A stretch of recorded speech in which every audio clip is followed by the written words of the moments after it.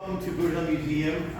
Today is Hoover Day, which you may have heard when you came in today. And Hoover Day is an exciting day. This is part of our Founders Day weekend here in Dodge City.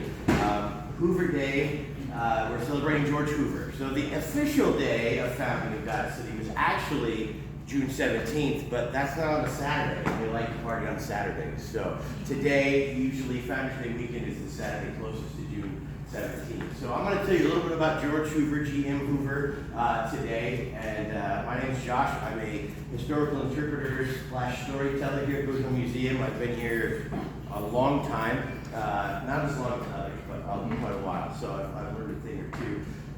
George Hoover, we have an exhibit about George right next door, the G.M. Hoover Wholesale Wines, Liquors, and Cigar Store. We were going to do it over there or out front, but it's wet, so we're going to move it here.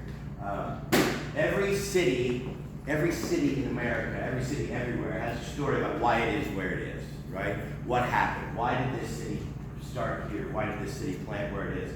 Anybody have any idea that doesn't work here? Why Dodge City is exactly where Dodge City is at? Wild guesses.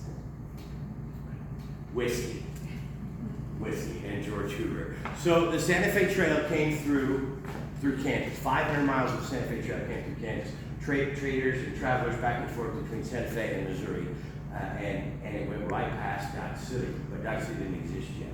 They started building forts. The military started building forts on the Santa Fe Trail to protect the travelers on the Santa Fe Trail. And in 1865, they built Fort Dodge, 5 miles east of where we're at right now. In the 1870s, so they had it was a fort, military installation, of course. And in the 1870s, in fact, May of 1872, there was a order written by the commanding officer stating that liquor could no longer be served on the fort's property or reservation. There's a sutler store at the fort, and that is a general store, everything you could need for civilians and military folks alike, and it also had a saloon in it. Well, the problem with that is some of those soldiers just got to drinking too much and carrying on and causing problems. So they eliminated the sale of liquor on the fort's reservation. So not just the fort itself, but the entire property owned by the fort, which stretched 5 miles to the west. So a young French-Canadian named George Hoover, who was working for the sutler at the time, went to Kansas City with a wagon, loaded it as full of whiskey as he could get it, and came back to Dodge City, or to the area, to Fort Dodge. There wasn't Dodge City yet. Came back to Fort Dodge because he saw an entrepreneurial opportunity. So he got back here, and legend says he tied a rag around his wagon wheel and measured it. So he knew how many times that wagon wheel had to go around to equal 5 miles so he could get off of the fort's property. He headed west from Fort Dodge, 5 miles, went 1 foot beyond, piled up some sod, put a board on top, and opened a saloon in a tent and started serving whiskey by the label for 25 cents, which is about $20 today. So that location was approximately on 2nd Avenue, which is just right east of us here, and the Wright Park area. There's a big Dodge dealership, and then Wright Park. So he was in that area at the foot of what would become Boot Hill, where we're at now.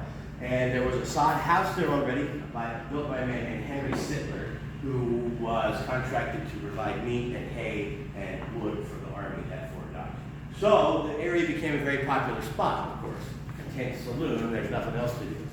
So buffalo hunters started using the area because the buffalo hunt here was huge.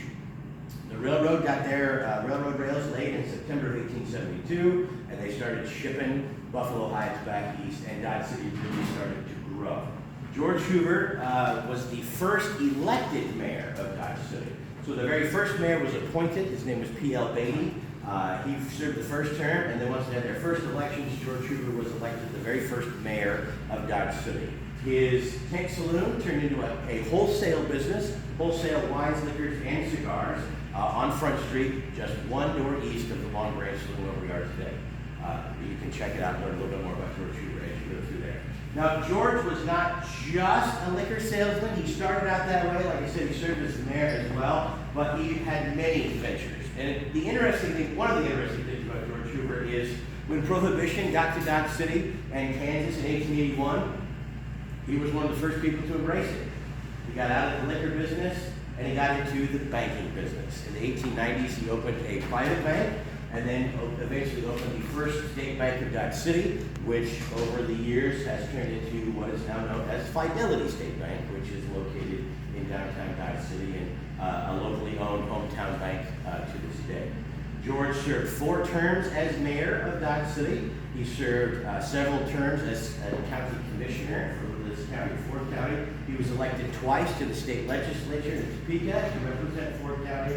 And at the time of his death in 1914, had amassed a fortune of about $500,000 in 1914 money.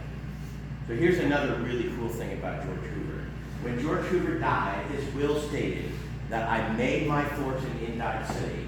I am leaving my fortune in Dodge City. So upon his death, he transferred $100,000 to the city of Dodge City in 1914 to create the Hoover Fund to use to beautify parks, streets, and cemeteries in Dodge City.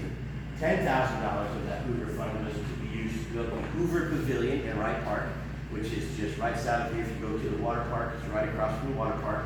It was to be a public meeting place, and it still is today. It's been beautifully restored. It hosts weddings and events and all kinds of things year round. So if you're wandering through downtown and into the park, you can check out the Hoover Pavilion. It's a gorgeous building.